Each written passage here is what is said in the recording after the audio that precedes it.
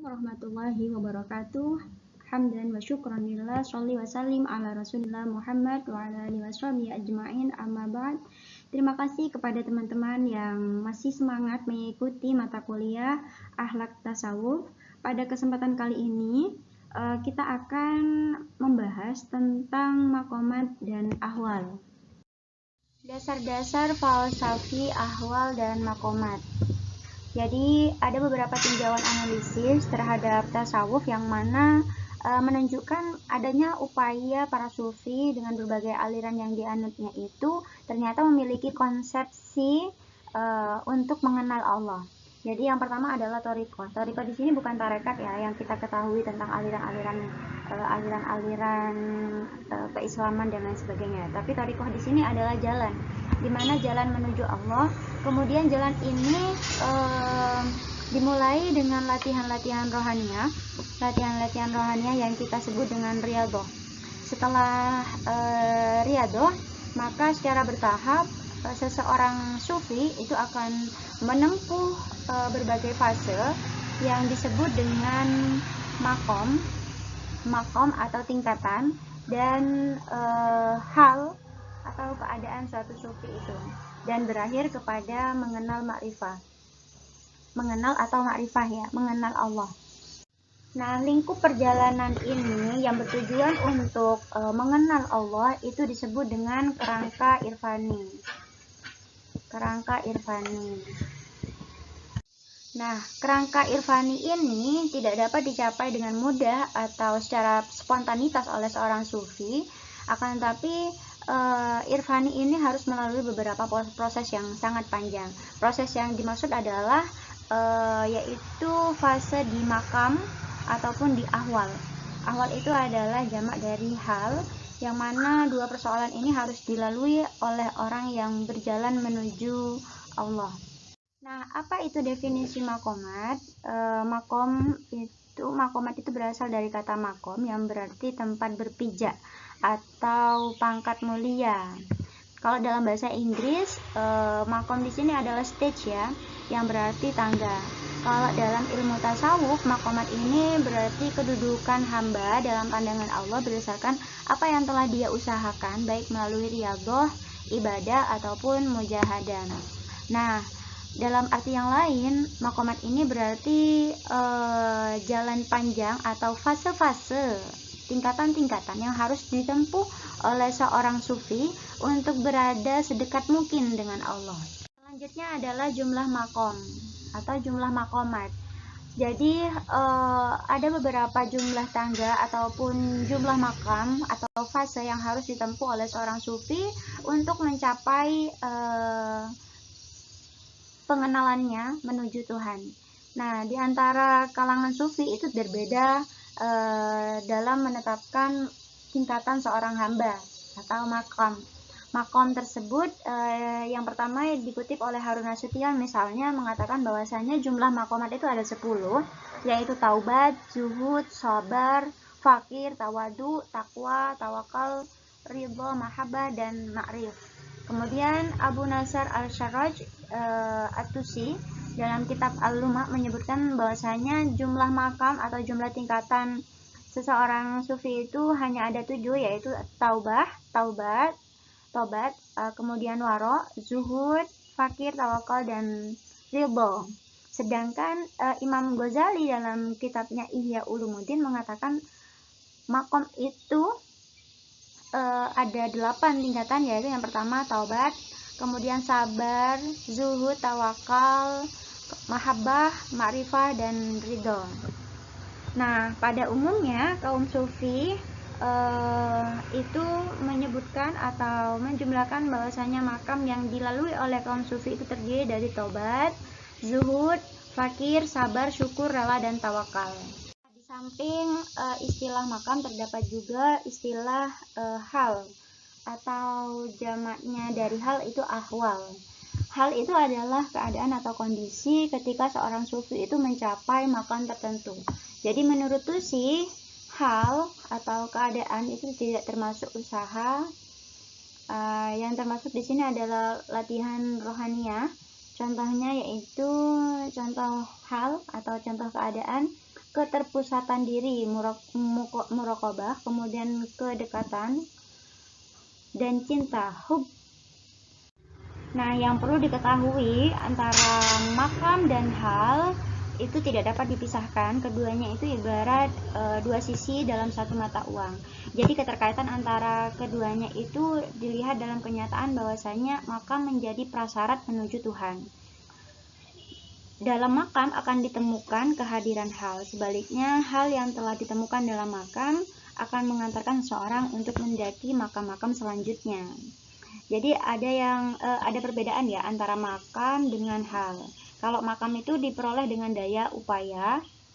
Kalau hal itu memang diperoleh seseorang tanpa sengaja dan memang sudah ada ya, seperti dengan sama halnya dengan bakat. Kemudian makam itu diperoleh dengan upaya, kalau hal itu datang dengan sendirinya. Orang yang meraih makam dapat tetap dalam tingkatannya, tapi orang yang meraih hal di sini justru akan mudah lepas darinya. Contohnya adalah seseorang yang tengah berada dalam makam tobat misalkan. Dalam makam tobat itu seorang sufi akan menemukan hal, perasaan, betapa indahnya bertobat dan betapa nikmatnya menyadari dosa-dosa di hadapan Tuhan.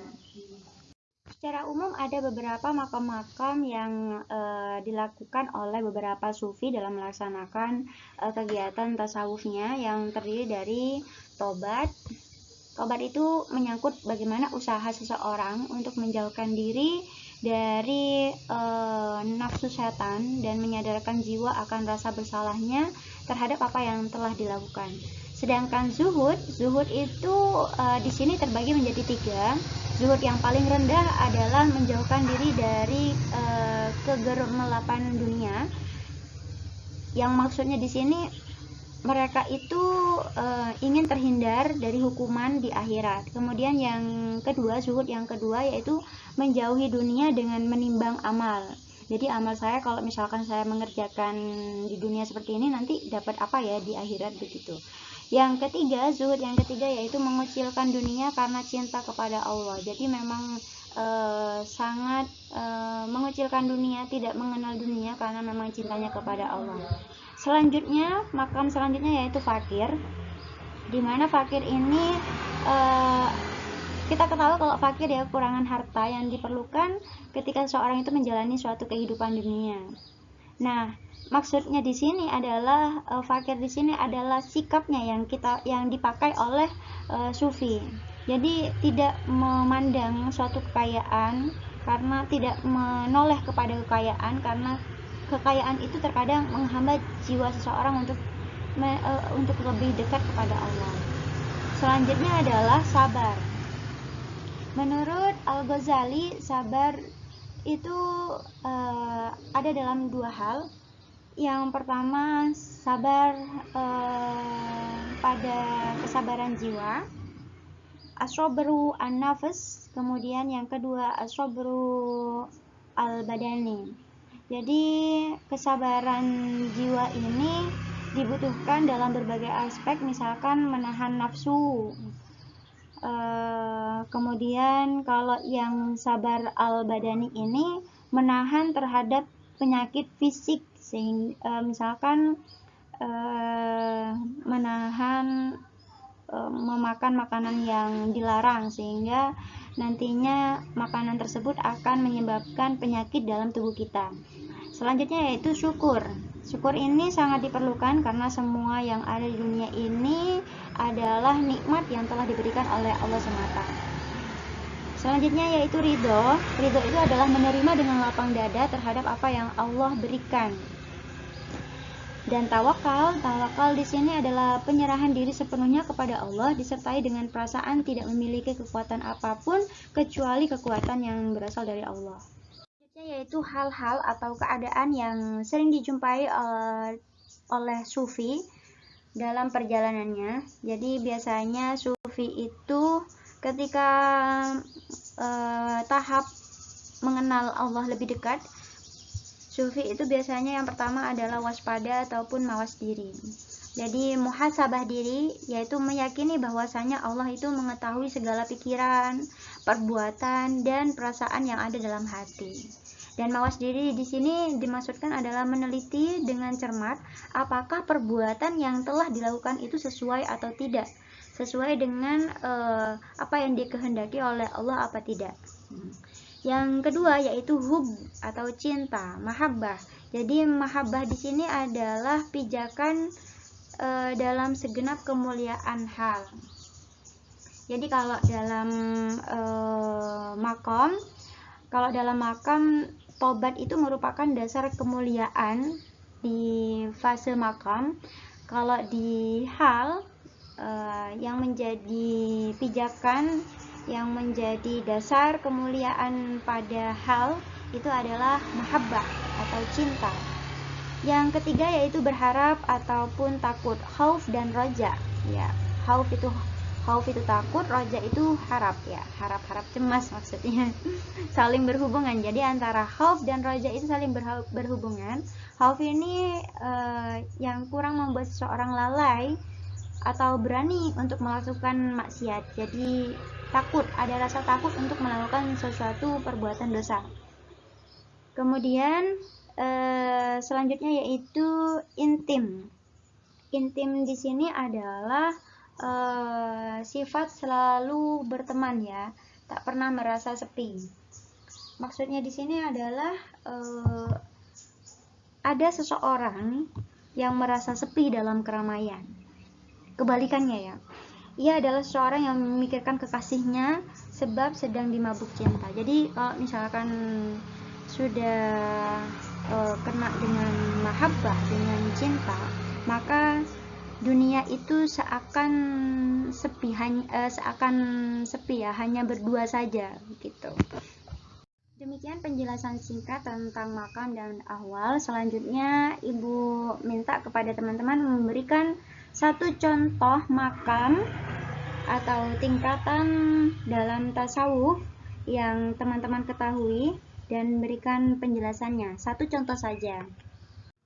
Terima kasih. Saya akhiri. Wassalamualaikum warahmatullahi wabarakatuh.